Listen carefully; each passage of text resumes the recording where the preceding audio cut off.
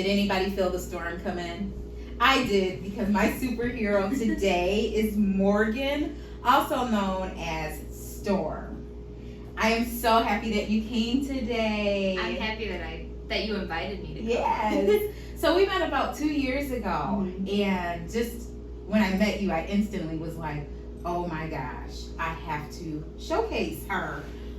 If you want to tell us a little bit of why I was so moved by the storm that you told. Well, my surgery, I had brain surgery about 4 years ago, I think now. Yeah, a little over 4 years. It was in September of 2016. I thought I just had the flu. I was sick for a couple weeks, and I finally just went to the hospital, and they kept on giving me IV bags and saying that I was just low on fluids. And then they finally gave me a CAT scan, and they were like, okay, there's obviously something wrong, because there was a huge mass in the back of my head. And so come to find out, it was actually a brain tumor. It was benign, it wasn't cancerous, it was in an easy to reach spot. It wasn't like wrapped around my spinal cord or anything, but so I went in for a pretty routine brain surgery, as routine as brain surgery can be. Yeah. And then something went wrong during the surgery, and I woke up paralyzed from my T5 down, which is like right where my breast is. I was going to say, tell us what the T5 is. Thoracic 5. Okay. Yep, so it's like right in the middle of my back. So, okay, yeah. But yeah, and I had asked the surgeon had no idea what had happened. My mom and I actually hired lawyers to look into it just to make sure that there wasn't any like medical malpractice going on, and they didn't find anything. I've even had other like friends and colleagues look into my the reports that the surgeons and the anesthesiologist made during the surgery, and everything looked fine. So no one knows what caused it, but yeah, I ended up being paralyzed, I think, for about half a year, like officially. And then I kind of started moving up to where I was walking during surgery, and then I was able to actually return to my wheelchair, and I was using a walker all the time, and then I slowly progressed into using a walker and then a 4-pronged cane and then just a regular cane, and now I can walk without anything now. Yes, you took it by storm. Yeah.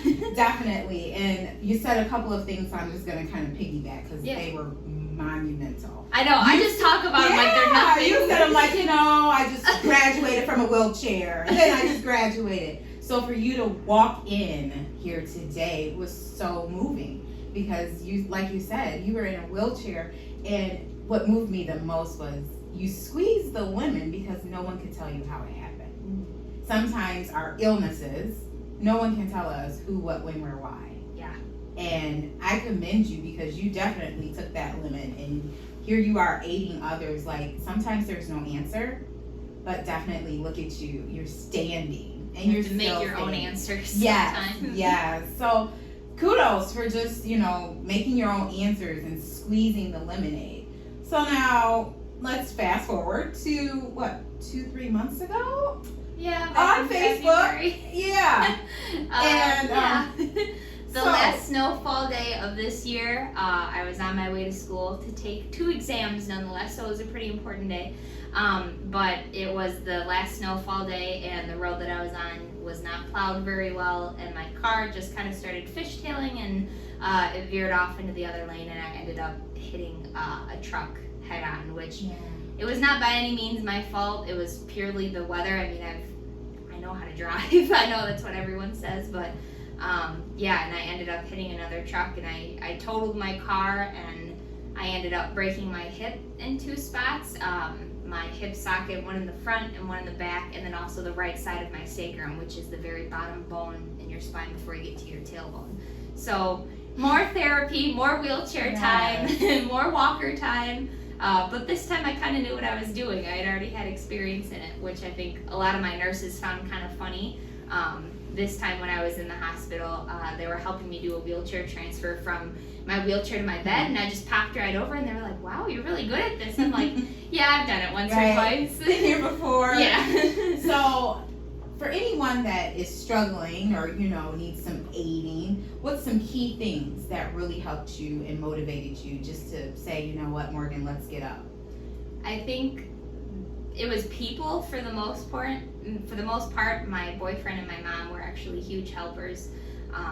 They stuck with me through everything. I mean, I even have a tattoo that says mind over matter in my mom's handwriting, because that's what she just constantly told me whenever I got down and I was just too depressed to go to therapy in the hospital. She was like, nope, you have to put your mind to it. Like, you will get past this. And I know that a lot of people don't have a good support system like I did, and I was very thankful that I had the people that I still have now even.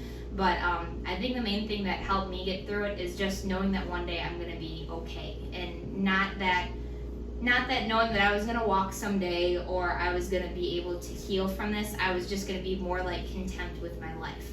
I mean, people get used to changes no matter how hard the changes are, but I think that people just kind of learn to adapt to their new life, and I definitely have. I'm okay with where I am. I'm okay with having to use a cane every now and again and getting weird looks when a 23-year-old parks in handicap, but I'm okay with it now, and I think that getting to that point was definitely hard, but now that I'm finally here, I'm happier now.